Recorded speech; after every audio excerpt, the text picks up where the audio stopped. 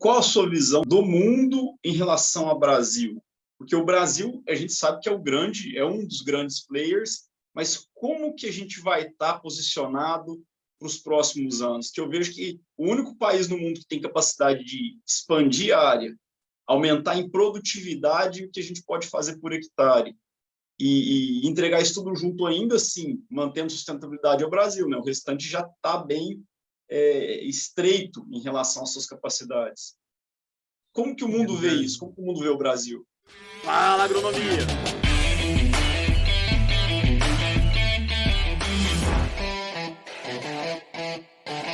Fala, agronomia! Bem-vindos a mais um Botina Monstro.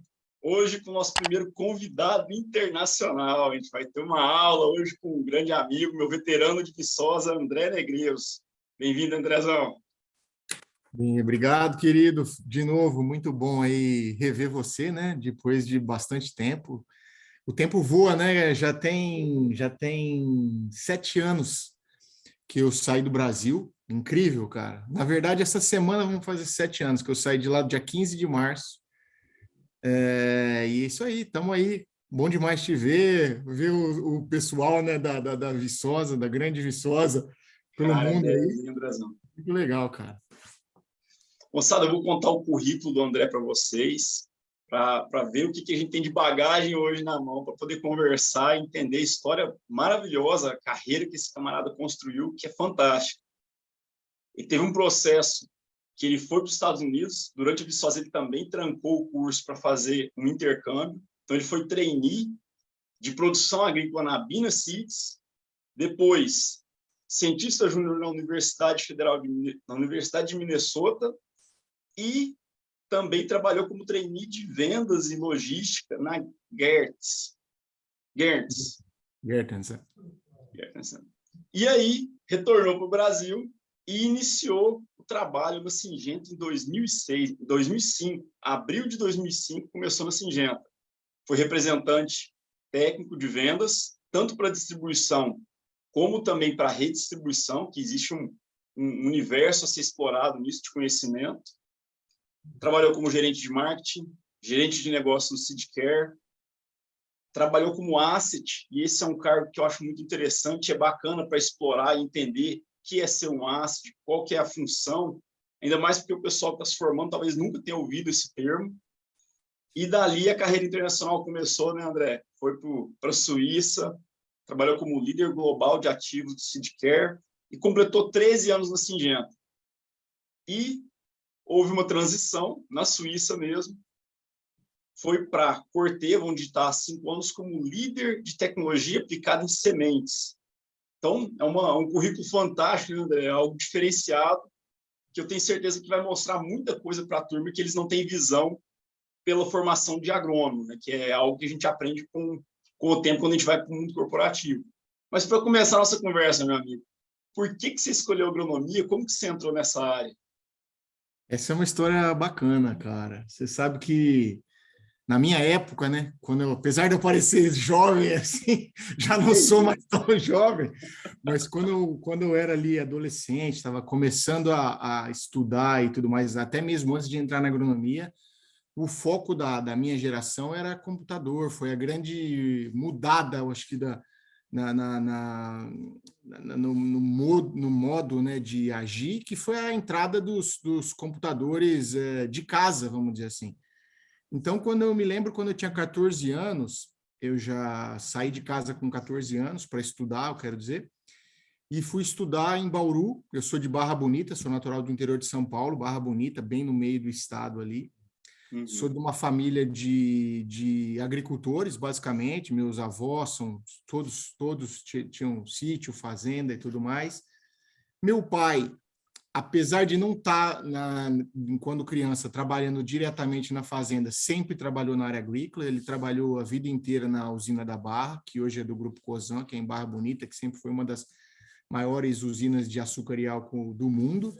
Então, eu cresci ali no quintal da usina e morei na fazenda 2 anos durante a minha infância, ia para a fazenda todo final de semana na casa dos meus avós, então sempre cresci no meio agrícola.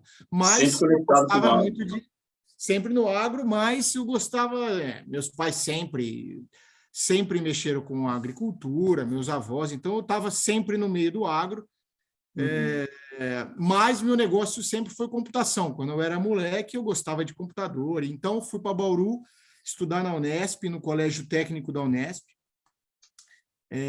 fazendo computação, fazendo o terceiro grau mais computação. E quando eu terminei o colegial, eu falei, não, quero continuar em computação. E fiz vestibular, entrei no vestibular para engenharia da computação e comecei, isso foi em 1990, não, de novo, terminei e fiz um ano de cursinho, porque não passei direto na computação, mas fiz o cursinho querendo entrar em computação. Então, foi em 99, quando eu passei no vestibular para engenharia da computação, fiz aí uns 2 meses de engenharia da computação em Campinas, mas eu olhava para o lado assim, cara, via só aqueles japoneses, nerd. Você não se identificava ali. Cara, eu acho que isso não é para mim, não. Eu gosto mais de falar, gosto dessa história de estar num outro negócio. Falei, cara, eu acho que eu vou mudar completamente. E eu também tinha feito vestibular para agronomia, porque naquele ano eu decidi, se eu não passar em computação, eu vou fazer agronomia. E eu já tinha passado em Londrina e na UFV. As aulas do UFV, por causa da greve e tudo mais, iam começar só em abril. Então, deu o tempo de eu fazer esse test drive, que as aulas da engenharia da computação começaram, se eu não me engano, em fevereiro. E aí eu falei, cara, não é o que eu quero, pai, eu vou para Viçosa. Quem diria foi salvo pela greve, cara. Salvo pela greve. Comecei em abril de 2019, de 1999, em Viçosa, fazer agronomia, a mais de 1.000 quilômetros da minha casa. E foi, cara, acho que foi uma das grandes razões do porquê eu estou aqui hoje. Não só pela experiência da universidade, mas pela experiência convivendo com outras pessoas e um monte de portas que esse tipo de aventura me proporcionou. Mas eu sempre fui linkado à agricultura, cara. Essa é a razão de eu estar na agricultura hoje. Você estava conectado com a família e com aquele hábito ali, o dia a dia que você foi crescendo junto, né? E é interessante que assim, você não tinha veia para comercial também, né? Você estava no agro, mas estava o agro de pessoas que estavam produzindo. Seu pai trabalhava na usina, mas não era comercial, né? Não era vendas. Não.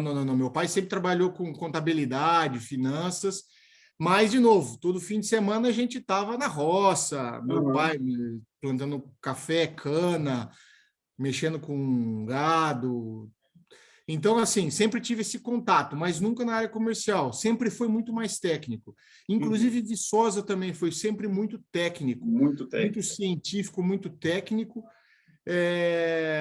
E eu me descobri, na verdade, comercial quando realmente fui para os Estados Unidos e vi, cara, eu acho que a parte técnica é muito interessante, mas meus pontos fortes não são ali, entendeu? É mais nessa parte de desenvolver pessoas, de ter contato com gente. Essa é onde eu vi que era onde eu diferencial mesmo. Deveria puxar minha carreira. E como que foi essa ida para o intercâmbio? O que surgiu a proposta? Você procurou ou algo que veio que você sentiu que era bom para a carreira? Como que surgiu a oportunidade de fazer intercâmbio nos Estados Unidos? Isso é uma boa pergunta. Na verdade, eu sempre fui muito... Assim, eu me preocupava muito. Quando eu me formar, o que eu vou fazer? Entendeu? Não quero ficar Viçosa, você sabe muito bem. Ela tem uma... Eu não sei como está hoje em dia, para te falar bem a verdade, faz muito tempo que eu não vou até Viçosa, para te ser sincero. Mas na nossa época, principalmente, tinha uma tendência muito grande das pessoas se formarem e já ingressarem no mestrado, depois um doutorado, sempre muito direcionado à pesquisa. E eu tinha essa preocupação, falava assim, será que é isso que eu quero? Eu estou vendo tanta gente aqui agora fazendo mestrado, doutorado, o cara estuda aí mais 7, 8 anos, depois que tem que batalhar por um emprego, e é concurso, são coisas que, assim, eu sempre me foquei muito mais na iniciativa privada, sabe, Giovanni? Eu sempre quis, assim, realmente me desenvolver para ir além do que estava o básico, desenho ali, né? desenho. Então, eu olhei e falei, cara, onde o Brasil está indo? Isso era 2002, mais ou menos, foi aquele começou a ter o grande boom da soja. Uhum. Apesar de Viçosa ter uma pesquisa muito grande na soja na época, quando Sim. você sai de Viçosa e os arredores de Viçosa, não tem agricultura. Tem basicamente um pouquinho ali de HF, um pouquinho de café, mas não tem grandes culturas, não tem grandes plantações de milho, grandes plantações de soja, grandes plantações de cana-de-açúcar, como eventualmente tem no interior de São Paulo. Eu falei, cara, eu preciso pegar experiência em soja, porque senão eu vou sair daqui, tá o boom da soja, como é que eu vou entrar nesse mercado da soja? E eu falei, outro grande diferencial é o inglês. Eu venho de escola, estudei minha vida inteira em escola pública. Uhum. Meu inglês era muito básico, era The Books on the Table, algum cursinho de inglês aqui ou ali, mas nada assim que eu pudesse me sentir confiante que eu poderia falar inglês ou outra língua. Eu falei, cara, para eu aprender inglês e para eu aprender sobre soja, eu preciso ir para os Estados Unidos. Estados Unidos vou matar 2 coelhos com a cajadada só, entendeu? Então foi aí que eu comecei a procurar, vi que o Aloysio Borém, nosso professor de Viçosa na época, estava terminando o doutorado dele nos Estados Unidos e estava voltando de lá na Universidade de Minnesota com um intercâmbio interessante, que dava oportunidade da gente ir para lá trabalhar, pagar nossos estudos lá e aprender, claro. E então eu falei, cara, me conectei com o Borém, tinha ido no ano anterior a mim 2, acho que brasileiros, de Viçosa para lá. Falei, professor, o que você acha? Dá para a gente ir? Ele falou, não, dá e tal, vamos fazer inscrição. Cara, fiz a inscrição no ano, no outro ano eu já estava partindo. Lá. E o que você conta para a turma que vai encarar o intercâmbio? Qual que é o ponto de atenção? Quais são os aprendizados? O que acontece numa situação dessa? Não é estar em casa, né, cara? Imagina eu, brasileiro, foi minha primeira viagem internacional naquela época. Agora, hoje em dia, o mundo está muito diferente, as pessoas têm mais acesso às coisas mais cedo e tudo mais. Mas hoje foi a tem primeira vez. smartphone, né, para ajudar, né? Nossa, você tá louco? Na época nem celular não existia, né, cara? Foi a primeira vez que eu montei num avião para voar essa distância. Então, cheguei num país, numa região que é bem no norte dos Estados Unidos. Nunca tinha visto neve, nunca tinha visto um frio daquele, entendeu? Então, você chega completamente despreparado. Então, acho que assim, você tem que ir muito determinado. Você tem que ir muito determinado, você tem que ser muito resiliente, porque você não tem seus pais, você não tem seus amigos mais próximos. Então, você tem que estar com a cabeça bem aberta à experiência, entendeu? Não é fácil. Conheço várias pessoas que ficaram lá 3 meses, 4 meses e desistiram, porque não é fácil, entendeu? A gente, em muitos casos, está acostumado no Brasil com uma vida mais tranquila. Por mais que nós sejamos um país em desenvolvimento, que tem muita pobreza, que tem uma situação difícil, você vai para um país de primeiro mundo e você acha, não, só vida boa. Cara, é só indo para ver que o buraco é mais embaixo, entendeu? Cada um sabe onde o sapatão aperta, como diria o outro, né? Então, você tem que estar preparado, porque não é fácil, não são férias. Você está indo lá para trabalhar, você vai ralar, as pessoas esperam dedicação da sua parte e você tem que estar pronto para isso.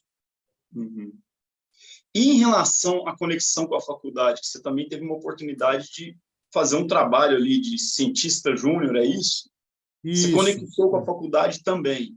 Sim, fui lá, deu tempo de eu ficar primeiros 9 meses numa fazenda que também era uma produtora de sementes de trigo, e era uma fazenda normal, uma fazenda até relativamente grande. Então, o aprendizado foi super legal, fazia de tudo na fazenda, de tudo que você imaginar, desde papelada, até trabalho no campo, dirigir trator, dirigir caminhões, porque lá todo mundo é isso aí, é muito legal.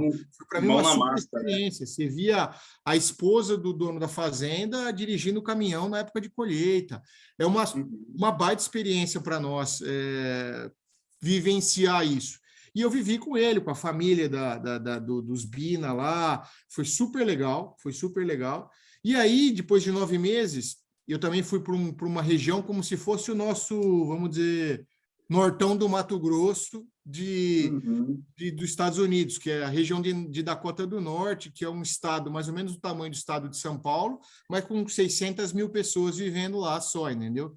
Eu morava numa cidade de 100 pessoas, dessas 100, pelo menos umas 70 eram pessoas já de mais de 70 anos de idade, ou seja, tinha muito pouca gente, mas muito pouco brasileiro. Eu era o terceiro brasileiro a viver no estado naquele ano, para você ter uma ideia. Então, assim, eu não convivi com um brasileiro lá. Então, isso me deu oportunidade de 9 meses desenvolver bem o meu inglês, porque a água bate na bunda, meu amigo, você tem que se virar, né? Tem que se virar, não Então, tem jeito. realmente dei meus pulos lá e aí, com 9 meses, acabou, vamos dizer assim, a parte da operação da fazenda, e eu voltei para Minnesota, para Minneapolis, e eu fui começar o meu semestre lá na Universidade de Minnesota, que foi muito legal. Eu pude aproveitar, também me conectar com professores da universidade e começar um estágio dentro da universidade, que foi essa parte de forragens,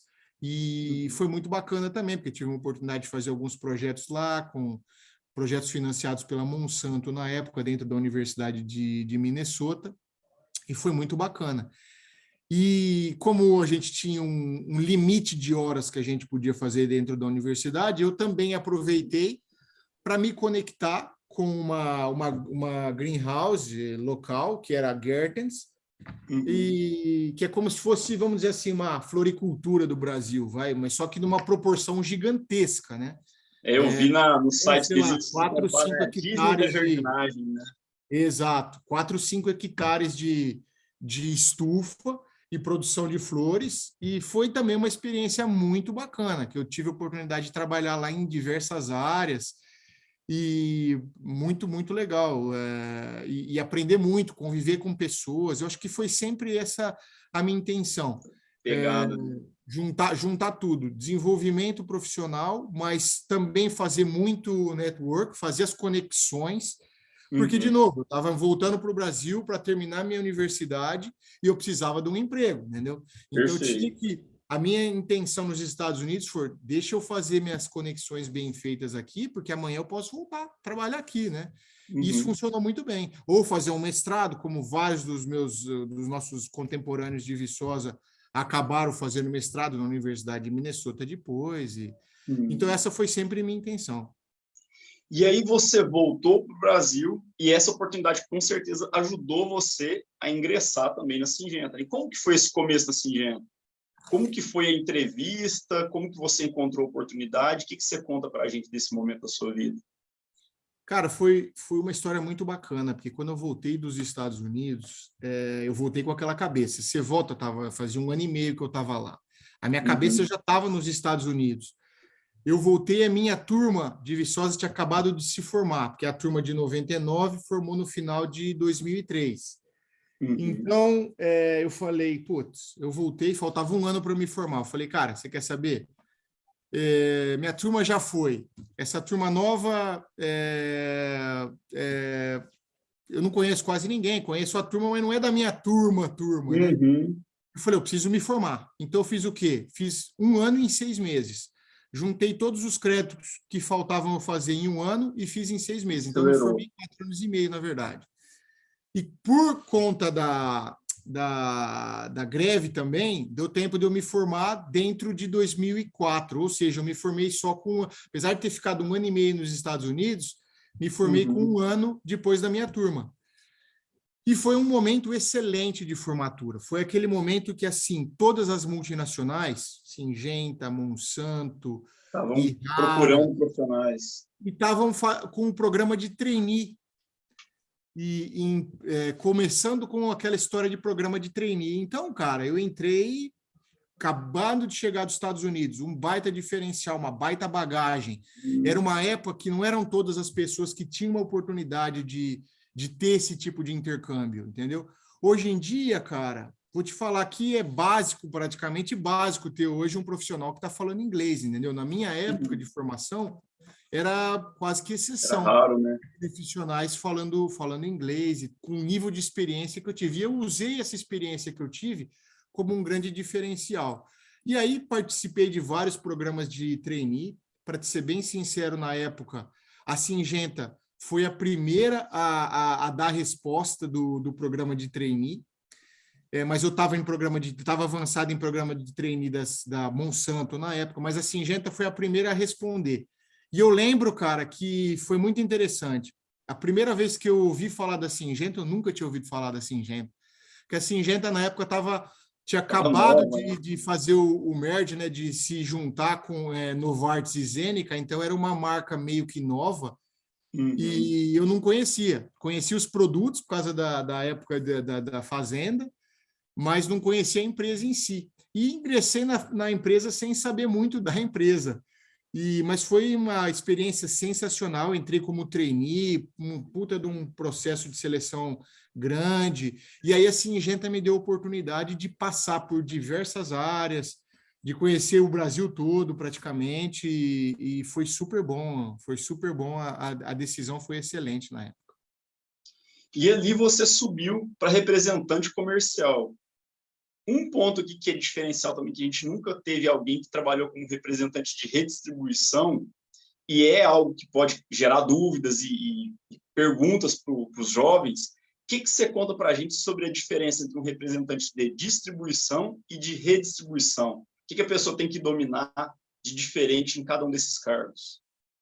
Bom, eu acho que quando você está numa distribuição ou na redistribuição, um dos grandes diferenciais é que você tem que começar a liderar pessoas que não estão diretamente ligadas a você.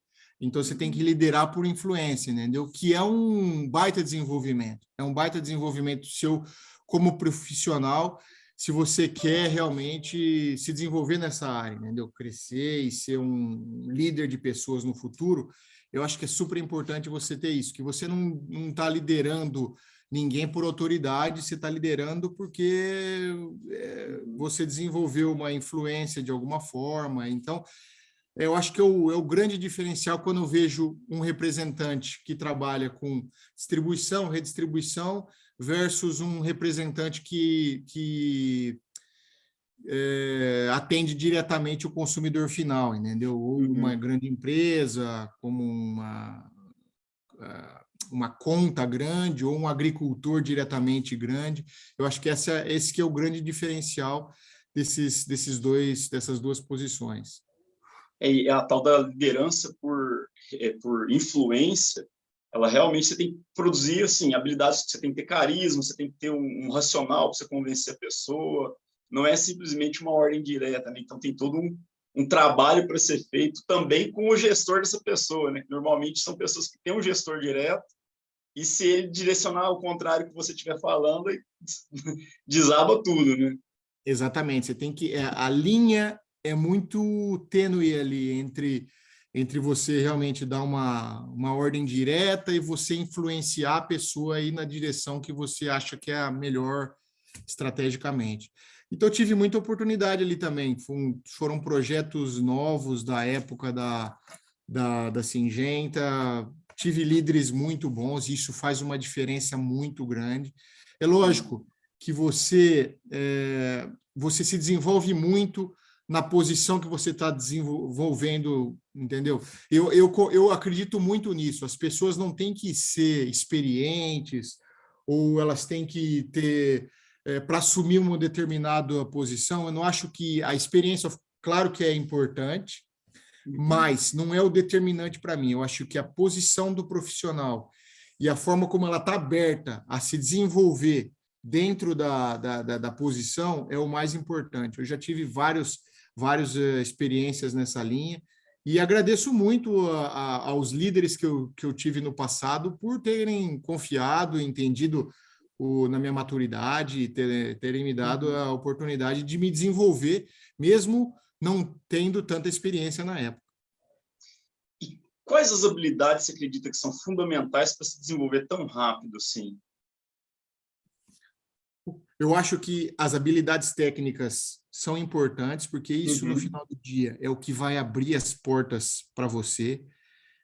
você não precisa ser um expert. Eu acho que o principal ponto de um profissional, inicialmente, principalmente no início de carreira, é ele ter humildade suficiente para assumir que ele não sabe e estar aberto a aprender, se dedicar. Eu valorizo muito as pessoas que são hardworking, né, que a gente fala aqui, que são pessoas que trabalham duro e que se dedicam. Eu valorizo muito isso como líder. E eu acho que isso faz uma grande diferença. Você está pronto para aprender, aberto a aprender, independente do quão experiente você seja, da onde você esteja no seu desenvolvimento profissional. Eu acho que esse é o principal ponto. E claro, e aí com isso, você vai trabalhar muito essa parte de como liderar por influência, que eu acho que é importantíssimo quando você não tem pessoas diretamente ligadas ao seu time, quando você não tem um time, mas também é importante quando você está sempre liderando, você está liderando em casa, você está liderando sua família, seus filhos, sua esposa, seus amigos, todo mundo, querendo ou não, no seu dia a dia, tem um nível de interação que você está liderando pessoas. E eu acho que essa capacidade de se colocar nos pés ou na situação do outro, para entender a situação, é super importante para ser bem-sucedido. É o tal liderar como se fosse um garçom, né? Servindo, né? É justamente você entender que mesmo que se for de influência direta, esse é o melhor caminho para poder fazer o pessoal realmente seguir numa direção positiva. Exatamente. Você entrou logo na sequência como gerente de marketing. O que é o marketing para o agro? Você não estudou marketing como agrônomo, mas você veio aprendendo e desenvolvendo habilidades com marketing. O que você conta para a turma que quer entrar para essa área? Eu acho que foi, para mim, um super desenvolvimento quando eu mudei da área comercial para o marketing. Eu costumo falar isso muito e foi justamente a forma que eu enxerguei isso. Quando você está numa área comercial, especialmente por muitos anos, você está focado 100% em entregar. Eu sempre fui uma pessoa que nunca aceitei não entregar. Se eu tinha um objetivo, eu me doava 1000% para entregar. Eu nunca aceitei fácil esse negócio de perder, esse negócio de desistir. Então, quando você está na área comercial, esse é seu foco. Entregar. Se olha muito para a árvore. E quando você muda para o marketing, você começa a enxergar a floresta, entendeu? Então, Perfeito. eu acho que foi, para mim, uma mudança drástica. Começar a mudar, como você disse, nunca tive um estudo específico em marketing. Então, assim, foi tudo desenvolvimento durante o processo, a né? função, exatamente, durante o processo. E foi muito importante para a minha carreira, foi muito importante passar dessa visão da árvore para a visão da floresta, olhando mais oportunidades, olhando um pouquinho mais, saindo do curto prazo, né, que é a entrega do ano, a entrega do mês, do quarter, para a entrega Médio e longo prazo, né? médio e longo prazo. Então, se aprende muito como se planejar, como desenvolver, aonde eu quero chegar e o que eu preciso fazer no curto, no médio e no longo prazo para eu entregar a minha ambição de 5 anos. Então, mas, de novo, o que eu tenho que fazer para isso? Tem vários livros que eu posso ler, tem vários cursos que eu posso fazer para pegar um pouco mais da teoria, mas eu sou muito mais do meter a mão na massa, se dedicar e aprender durante o processo. Até porque é interessante observar que dentro do agro são os agrônomos que assumem o marketing, porque eles têm que ter essa visão de campo que é um pouco diferente, né? O que a gente trabalha dentro da nossa realidade, para quem talvez é muito urbano e tem uma visão de marketing sei lá, não é igual vender um carro, você vender um defensivo agrícola. Tem essa questão que, se você não entende a mentalidade de um agricultor e como que ele toma uma decisão, pode ser que o rumo não seja tão assertivo, né, André?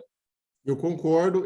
De novo, minha cabeça não é fechada para o cara é publicitário ou é qualquer coisa e não pode ser um bom marketing de uma indústria tão regularizada como a nossa de pesticidas, mas, no meu ponto de vista, você ter o background, o histórico, técnico, sempre ajuda.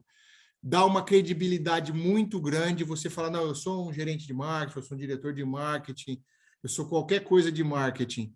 Chegar num agricultor e ter uma conversa com ele, falar pô, dessa planta daninha, dessa peste, como controla, e falar um pouco mais do ingrediente ativo, isso dá um respaldo muito grande para a sua função.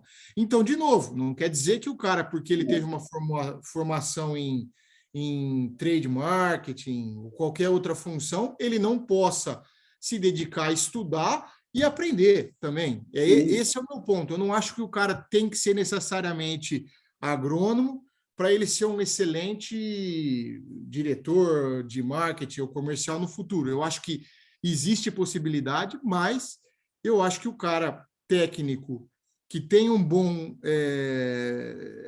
histórico técnico tem um diferencial, Acaba sendo uma porta a mais para o agrônomo, mas como você disse, se o agrônomo pode aprender marketing e uma outra pessoa pode aprender os detalhes do agro, né? A questão é que quando você está com o agricultor, talvez você consiga identificar pontos de dor com mais facilidade e você viveu aquele dia a dia também, né? Sem dúvida, até porque a faculdade não prepara o agrônomo para especificamente uma indústria química, por exemplo, como uma indústria de agroquímicos ou biológicos, que seja. A faculdade ela te dá uma visão básica do bem tênue, e eu me lembro como se fosse hoje, quando eu entrei na Syngenta, eu passava horas, porque eu também gosto, e eu lembro na época dos nossos grandes líderes, como o Laércio Jampani, falando, cruzava com a gente nos corredores, ele perguntava, Trigard, qual que é o princípio ativo? Tal produto, qual que é o princípio? Isso era uma coisa da velha guarda da indústria. Então, assim, eu me preocupava em saber todos os ingredientes ativos que eu trabalhava, como funcionava, princípio ativo, modo de ação, era uma coisa minha. E eu não aprendi isso na faculdade, aprendi isso no meu dia a dia, entendeu? Então, é a mesma coisa. Nesse ponto, você passou para o SeedCare. SeedCare, eu também tive o privilégio, a honra de trabalhar com o SeedCare. E, assim, é uma área muito bacana que o tratamento de semente em si é algo fantástico, é o começo de tudo. E o SeedCare abriu a porta internacional para você. Como que foi esse momento? O que um profissional que talvez sonha com isso tem que se atentar?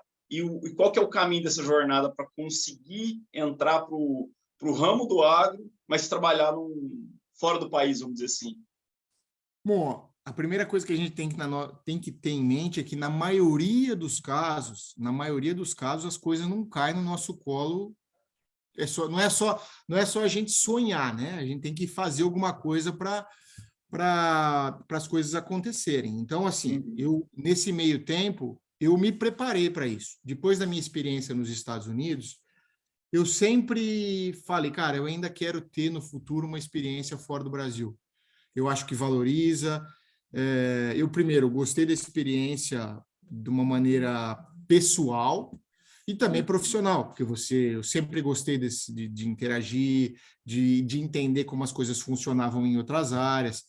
Então, no Brasil, quando eu estive no Brasil, me mudei de posição ou de região 7 vezes, 10 anos que eu vivi no Brasil, antes de mudar para a Suíça, pela Syngenta. Tive a oportunidade de viver em diferentes regiões aí e entender isso, e me preparei ao longo desse tempo. Procurei, falei, cara, se eu quiser ir para a Europa, o que me facilita a minha chegada na Europa? Putz, se eu tiver uma cidadania europeia, vai me ajudar. Então, eu fiz o quê? Putz, peguei toda minha família, falei, pô, meus avós italianos, tal. Corri atrás, me dediquei, consegui minha cidadania italiana e fiquei preparado. Isso foi, sei lá, 10 anos antes quase de eu vir para a Europa, entendeu? Já tinha pensando pronto nisso. esse plano, essa parte.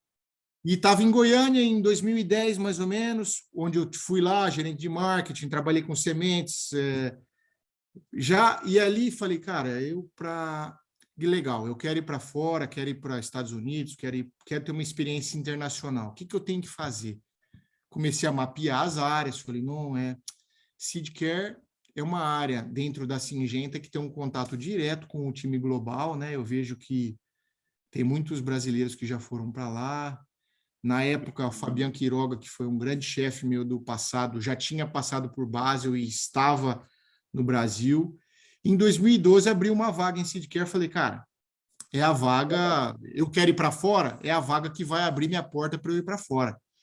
E aí eu fiz o processo, expliquei na época para todos os meus líderes que eu gostaria dessa oportunidade. Por quê? Porque no médio e longo prazo eu gostaria de ter uma oportunidade fora do Brasil e me mudei para São Paulo e desde que me mudei para São Paulo no Seedcare, vim trabalhando para poder ir para fora e foi o que acabou acontecendo, entendeu?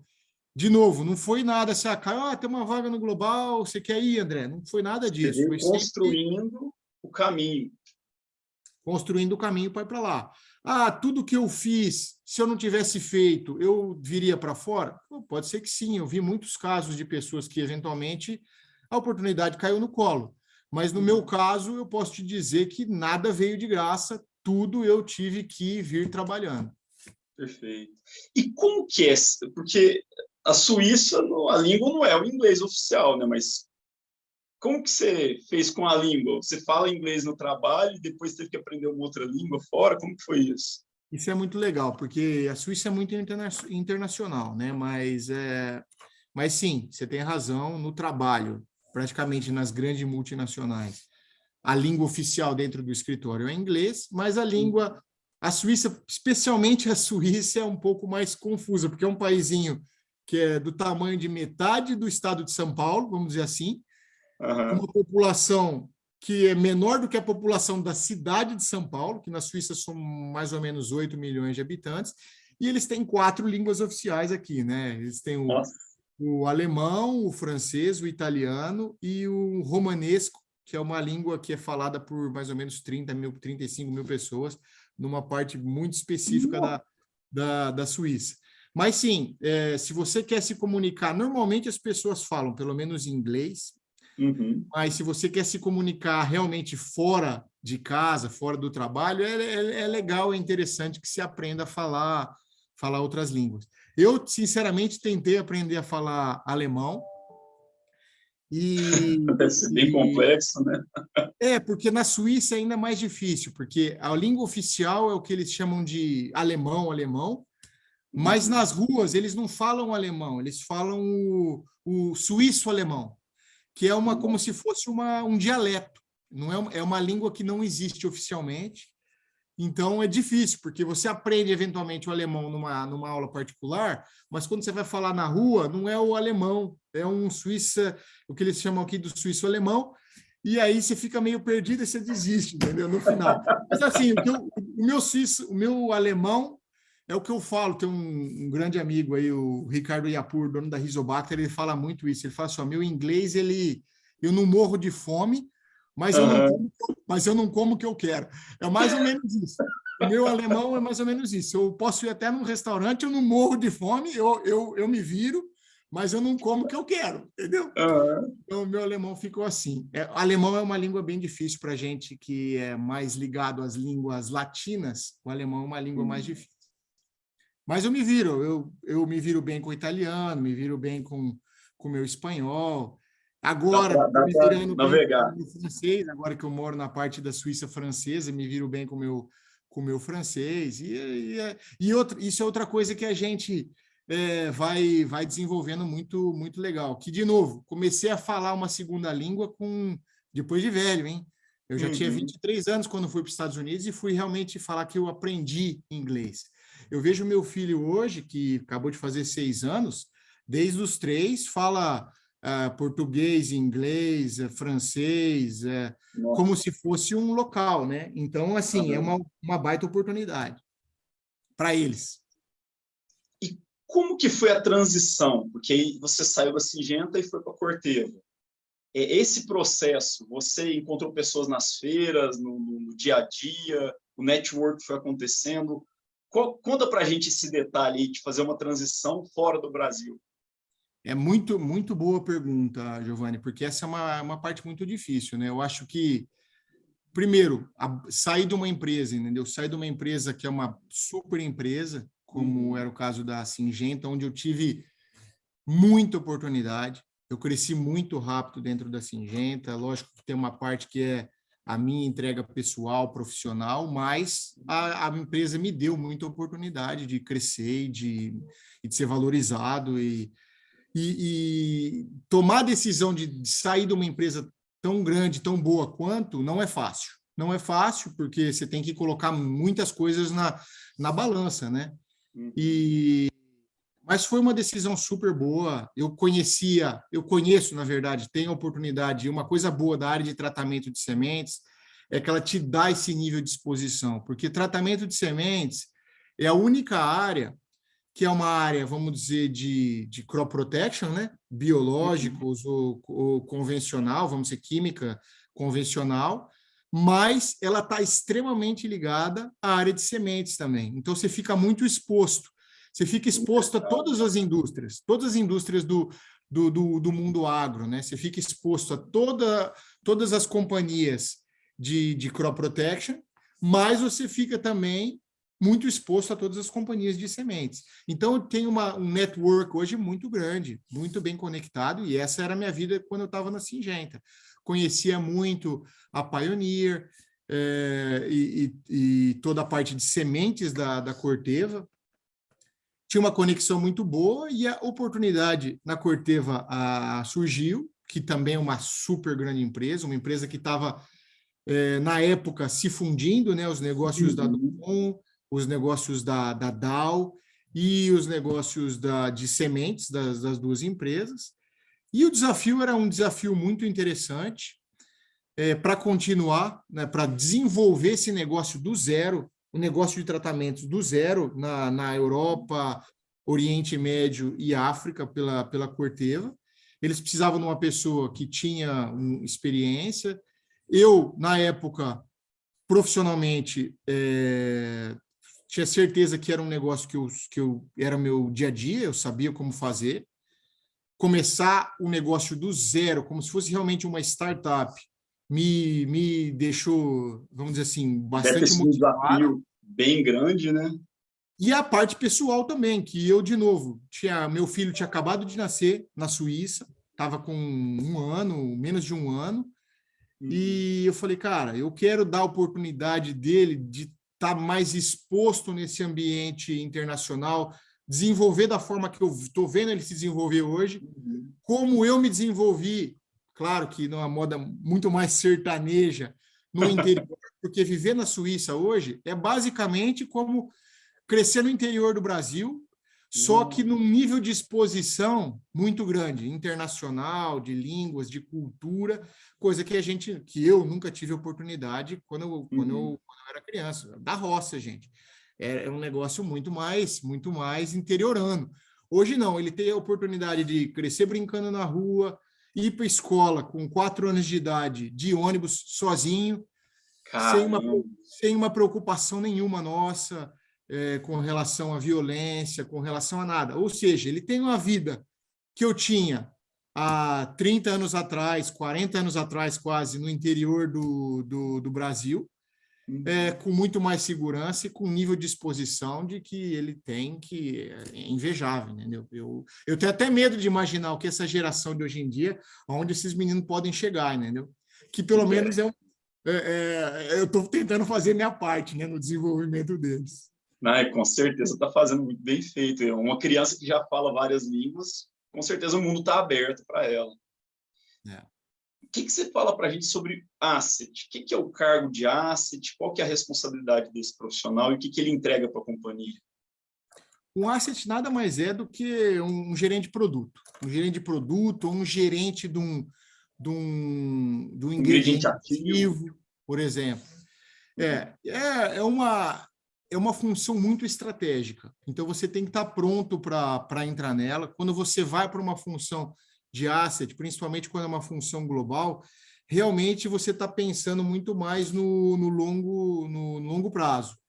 Não é, você tem que também calibrar sua expectativa, principalmente quando você sai do business diretamente, do negócio direto, e vai para uma função mais estratégica, que você sai dessa área de entregar, de resolver, de estar em contato direto com o usuário final do produto, para estar numa área de desenvolvimento de um produto que vai passar por vários estágios até chegar no agricultor. Em alguns casos, esses produtos demoram de 5 a 10 anos, dependendo do processo, até chegar no usuário final. Então, isso sem dúvida nenhuma, demanda um investimento seu intelectual e profissional muito grande. Agora, é uma parte que vai trabalhar muito estratégia, é uma parte que vai trabalhar você desenvolver casos de negócio, né? Os famosos business cases de um produto que vai estar disponível em 10 anos. Então, você tem que imaginar, em 10 anos, como é que vai estar o cenário da cultura da soja no mundo, por exemplo. Ok, hoje nós temos um problema com cigarrinha no milho no oeste do Paraná. Essa parte vai desenvolver para o Mato Grosso, vai desenvolver para outras áreas no milho? Sim ou não? Então, você tem que trabalhar com essas previsões de futuro, né? Tentar um pouco aí um cenário de mãe de Iná, e mais a parte agrícola, mais a parte de valor de negócio, o quanto que um produto que entregue controle de cigarrinha, de novo, voltando para cigarrinha no milho, vale. Hoje vale isso, quanto isso vai valer no futuro. Então, esse tipo de exercício te desenvolve muito também, né? E também te dá exposição a você trabalhar muito com outras áreas. Um asset, além dessa parte agronômica, ele é responsável por trabalhar junto com a cadeia de suprimentos, ou seja, ele tem que ter um grande contato com o time de supply para ajudar no desenvolvimento da estratégia de supply do futuro, tem que ter um grande contato com a área de regulatório para saber quais vão ser os desafios de trazer certo ingrediente ativo em diferentes regiões do mundo, que cada uma tem a sua peculiaridade regulatória. De novo, também depois do desenvolvimento de campanha de marketing para cada região, o que eu preciso desenvolver para cada região, a parte técnica, qual vai ser o posicionamento técnico.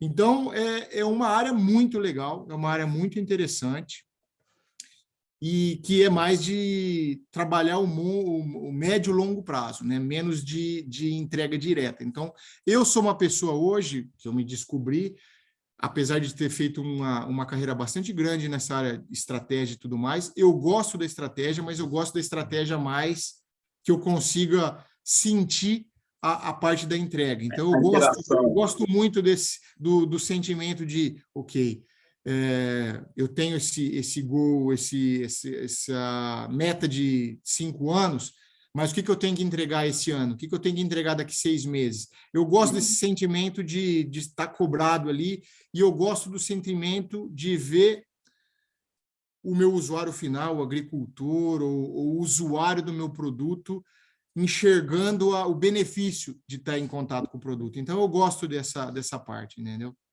Esse Então, contato direto. eu sou mais do business direto. Eu acho que essa posição que eu tenho hoje, de estar mais no business diretamente, ser responsável pelo negócio, eu gosto mais.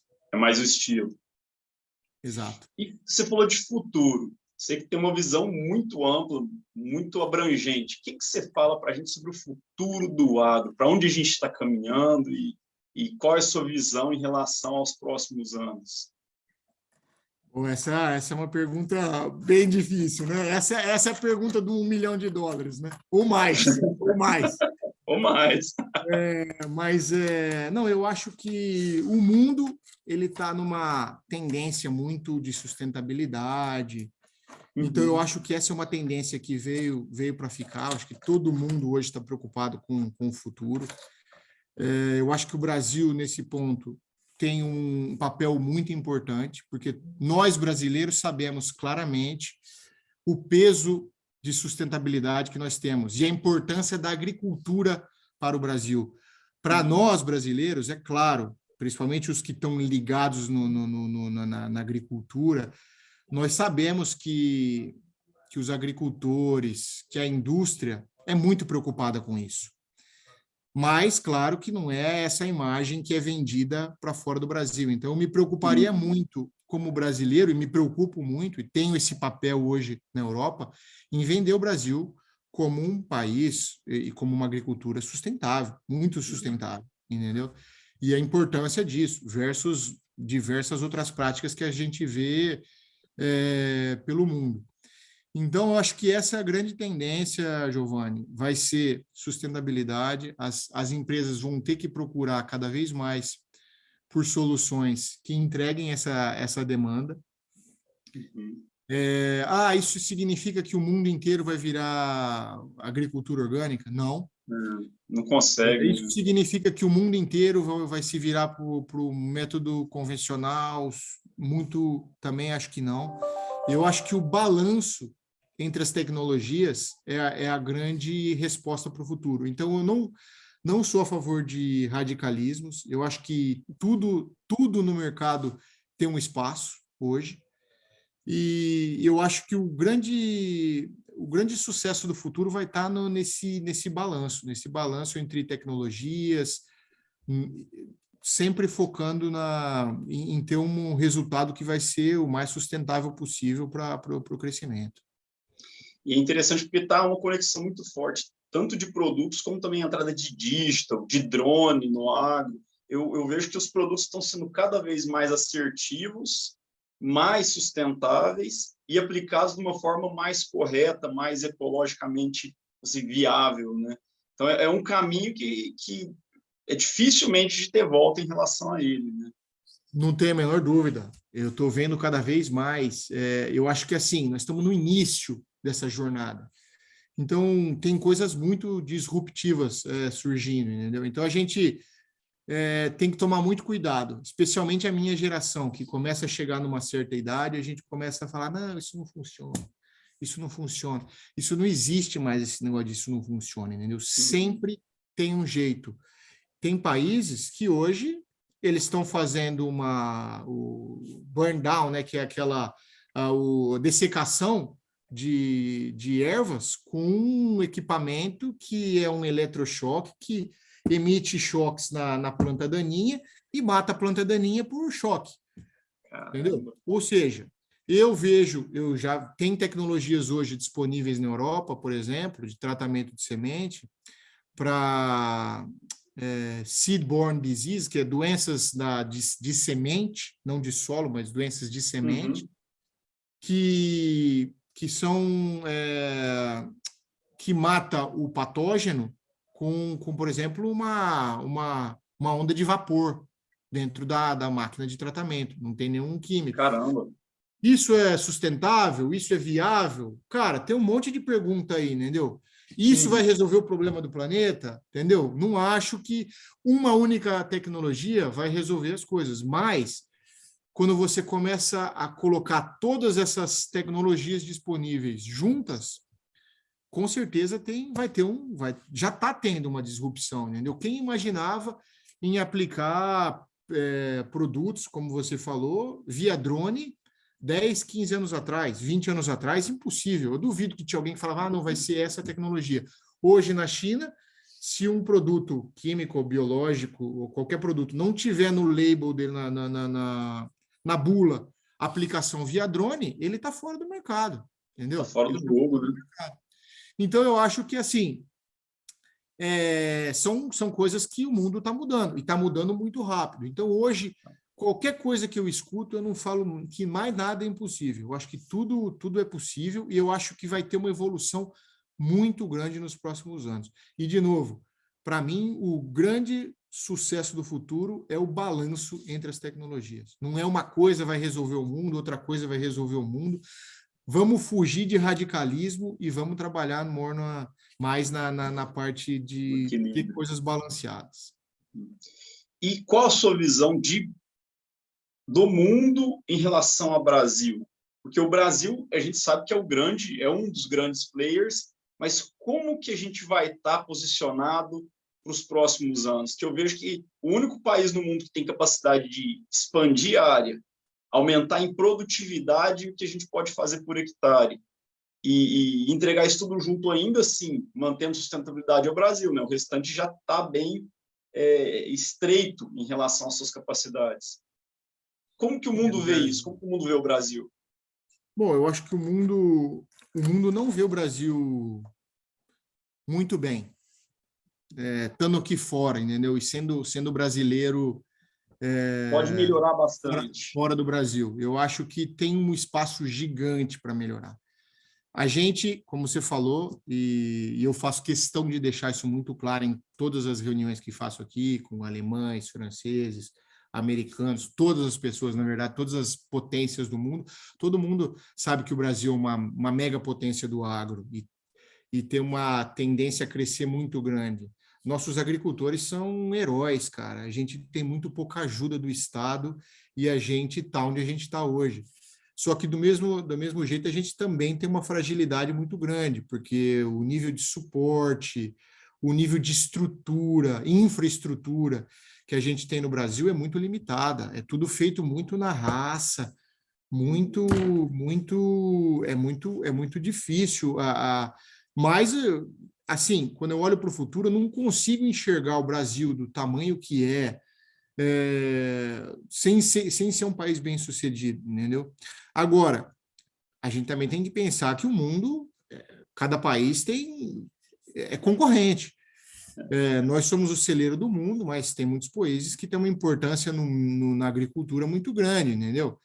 E eles querem continuar jogando o jogo da agricultura, entendeu?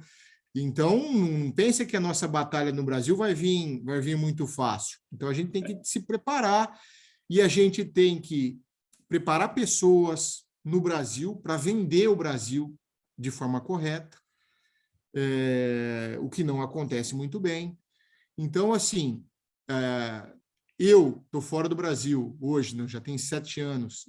Eu acho que conheço muitas outros brasileiros que estão em situação semelhante à minha, e eu acho que um dos principais desafios e missões nossa fora do Brasil é vender a parte boa do Brasil.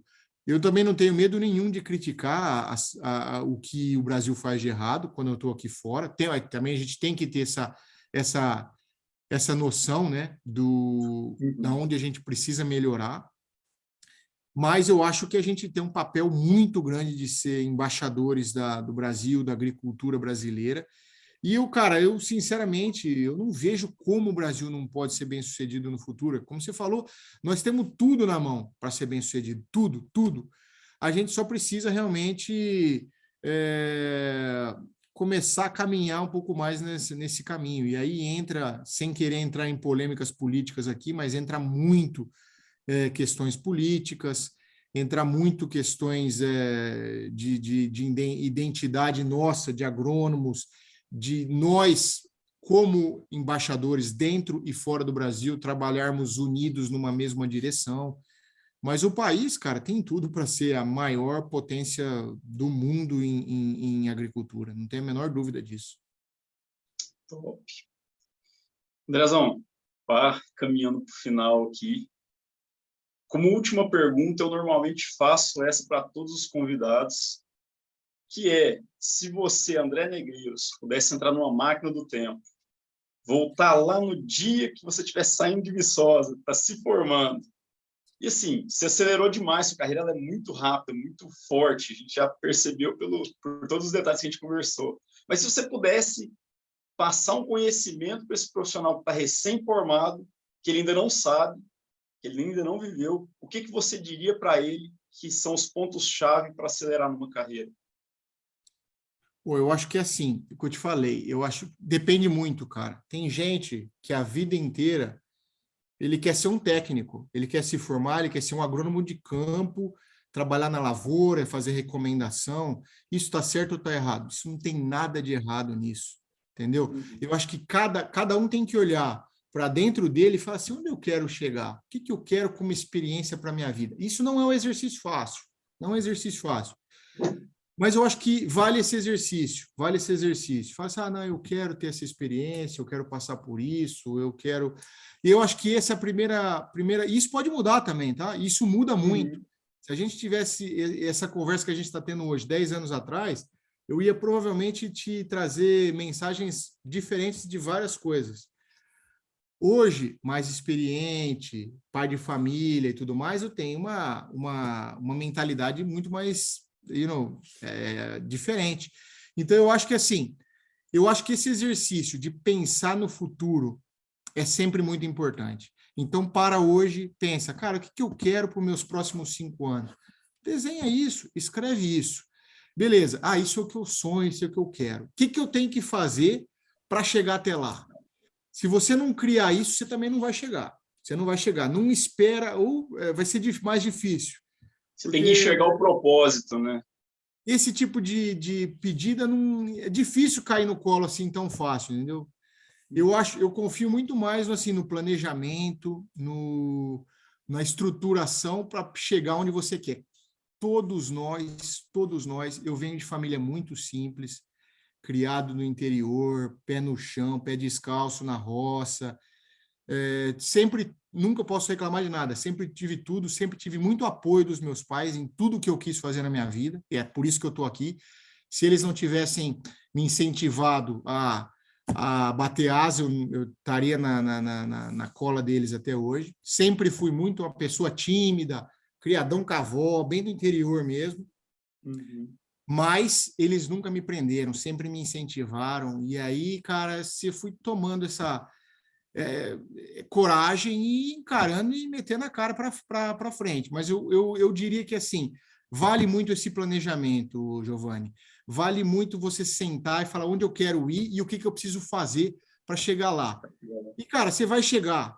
E se você tem objetivos que são grandes, ambiciosos, eu sempre digo, mira na lua. Mira na lua. Se você tem objetivos ambiciosos, mira na lua e atira. No pior cenário, uma estrela você vai acertar, entendeu? E a estrela já está bom pra caramba, já está perto da lua. Então, cara, essa seria a minha dica, entendeu? Um pouco de pensamento no futuro e planejamento para chegar onde você quer chegar. Excelente, excelente, André. Eu tenho certeza que passa uma confiança muito grande para a turma entender que esse processo de planejar e pôr a mão na massa para executar é o caminho, sem dúvida nenhuma. E nada supera o trabalho, né? Sem E ainda dúvida. bem que você teve essa sacada, né? Que senão você ia estar na computação hoje com os japoneses lá. E a Pois gente é, aprende. ia estar bem depressivo, eu acho, uma hora dessa. Só digitando, provavelmente usando óculos, eu não tenho esse problema ainda. Mas bacana, meu amigo. Muito obrigado pela conversa, muito obrigado pelos ensinamentos, André. Tenho certeza que vai passar muita coisa boa para a turma que está vindo aí para as próximas gerações. Maravilha, meu amigo. Parabéns pela iniciativa. Eu acho que, de novo, despertar esse desejo dos agrônomos recém-formados em crescer e se desenvolver é um negócio muito legal. E eu, eventualmente, participo de conversas, faço mentoria com jovens profissionais, também tentando ajudar pessoas, jovens profissionais a se desenvolverem. Acho que esse é o nosso papel. Eu tenho muito, como eu te falei, carrego essa responsabilidade. Estudei minha vida inteira em escola pública no Brasil, então desde a escola primária até me formar na faculdade, então eu tenho esse dever também de tentar ajudar o máximo de pessoas possíveis aí a se desenvolver, a aprender, a dar uma acelerada na carreira. Estou disponível nas redes sociais também, Twitter, LinkedIn,